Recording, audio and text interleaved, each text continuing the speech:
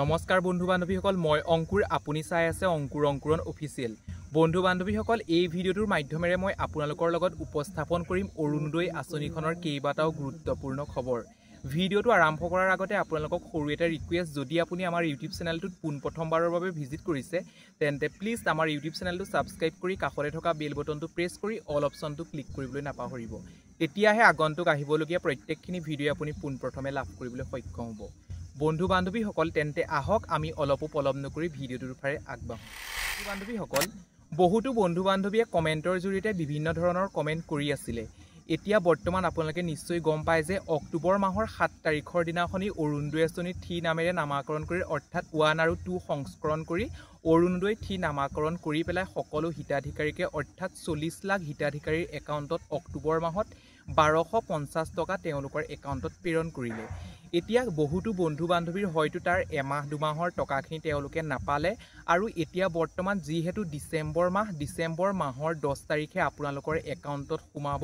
1250 টকা নিশ্চয় আপোনালোকে জানে অৰ্থাৎ প্ৰত্যেক মাহৰ 10 তাৰিখটোৱে হৈছে অৰুণোদয় আৰু পেঞ্চনৰ দিন অৰ্থাৎ অৰুণোদয় আঁচনি টকাসমূহ প্ৰত্যেক মাহৰ 10 তাৰিখে আপোনালোকে লাভ কৰিবলৈ সক্ষম হ'ব এতিয়া বৰ্তমান যিহেতু ডিসেম্বৰ মাহৰ 10 তাৰিখে আপোনালোকে লাভ কৰিবলৈ সক্ষম হ'ব 1250 টকা যদি আপুনি আপোনালোকৰ আগৰ টকাখিনি আপোনালোকৰ একাউণ্টত সোমোৱা নাই তেন্তে কি কৰিব সেই সম্পৰ্কে জনাম আৰু বহুতো আপডেট হিমন্ত বিশ্ব শৰ্মাই কৈছিল বা মই আপোনালোককো দেখাইছিলো কি কৈছিল সেই সম্পৰ্কেও জনাম আপোনালোকে ভিডিঅ'টো স্কিপ নকৰি মনোযোগেৰে শুনিব প্ৰথম কথা আপোনালোকৰ একাউণ্টটো কেৱাইসি লাগিব নালাগিব আৰু আপোনালোকৰ আধাৰ লিংক থাকিব লাগিব আৰু কি কাৰণে কেৱাইসি লাগিব নালাগে মই আপোনালোকক কৈ দিছো যিহেতু চৰকাৰৰ ফালৰ পৰা আপোনালোকৰ একাউণ্টত টকাখিনি প্ৰেৰণ কৰে বা 1250 টকাটো প্ৰেৰণ কৰে 1250 টকাটো প্ৰেৰণ কৰোতে হয়তো আপোনালোকৰ একাউণ্টত যিহেতু একাউণ্টটো কেৱাইসি লাগি থাকিলে কি হয় আপোনালোকৰ একাউণ্টটো মাজতে ফসি ধৰে অৰ্থাৎ টকাখিনি ফসি ধৰে কেৱাইসি লাগি থকাৰ সম্পৰ্কে বা আপোনাৰ একাউণ্টটো নুসুমায় আৰু চৰকাৰৰ ঘৰলৈ নাযায় এই কেৱাইসিটো আপুনি ঠিক কৰিবৰ বাবে আপুনি যিটো অৰ্থাৎ অৰুণোদয় আঁচনিখনত যিটো একাউণ্ট নাম্বাৰ দিছিল সেই একাউণ্টত বেংকলৈ যাব বেংকত এখন ফৰ্ম দিব বা প্ৰপত্ৰ দিব সেই ফৰ্মখন আপুনি সুন্দৰকৈ ফিলআপ কৰিব যদি আপুনি ফিলআপ কৰিব নাজানে জনা কোনোবা এজনক ফিলআপ কৰিবলৈ দিব তেওঁলোকে সুন্দৰকৈ ফিলআপ কৰি দিব আৰু আপোনাৰ লাগিব কি লাগিব আপোনালোকৰ নিজৰ পাছবুকখন লাগিব আপোনাৰ ভোটাৰ কাৰ্ড পেন কাৰ্ড আৰু আপোনাৰ লাগিব আধাৰ কাৰ্ড এই সকলোখিনি দি পেলাই আপুনি কেৱাইসিটো খুলি ল'ব খুলি লোৱাৰ পাছতে আকৌ পুনৰ আপোনাৰ একাউণ্টত টকাখিনি সোমাই যাব যদি তেনে কৰিলেও আপোনাৰ একাউণ্টত টকাখিনি নুসুমায় তেন্তে আপুনি কাম কৰিব নিজৰ ডিস্ট্ৰিক্টৰ এটা ব্লক থাকে ব্লকত এটা অৰুণোদয় কেন্দ্ৰ স্থাপন কৰিছে সেই অৰুণোদয় কেন্দ্ৰত যাব গৈ পেলাই সহায়ক আছে সহায়কসকলক সকলোখিনি তথ্য ক'ব আৰু আপোনাৰ নিজৰ যিটো আধাৰ আৰু বেংক পাছবুক লৈ যাব লৈ গৈ পেলাই তাত জমা কৰিব যে 2 মাহ বা এমাহৰ আমুক মাহৰ টকাখিনি মই লাভ কৰা নাই আপুনি চেক কৰি দিয়ক তেওঁলোকে চেক কৰি দিব চেক কৰাৰ পাছতে আপোনালোকৰ একাউণ্টত টকাখিনি সোমাব নিশ্চয় আপোনালোকৰ মনৰ কনফিউজনখিনি বা প্ৰশ্নখিনি নিশ্চয় আপুনি বুজি পালে আৰু বহুতো বন্ধু বান্ধৱীয়ে কমেন্টৰ জৰিয়তে কমেন্ট কৰি সুধি আছিল যে উপহাৰ কেতিয়াকৈ দিব অৰ্থাৎ যিহেতু অসম চৰকাৰ বা হিমন্ত বিশ্ব শৰ্মাই ঘোষণা কৰিছিলে ফেব্ৰুৱাৰী মাহত আপোনালোকৰ একাউণ্টত এটা উপহাৰ পঠাব সেই উপহাৰটো কি দিব সেই সম্পৰ্কে কোনো ধৰণৰ বৰ্তমান নোটিছ নাই যেতিয়া নোটিছ ওলাব মই মোৰ ইউটিউব চেনেলত দিম আপোনালোকে সাবস্ক্ৰাইব কৰি ৰাখিব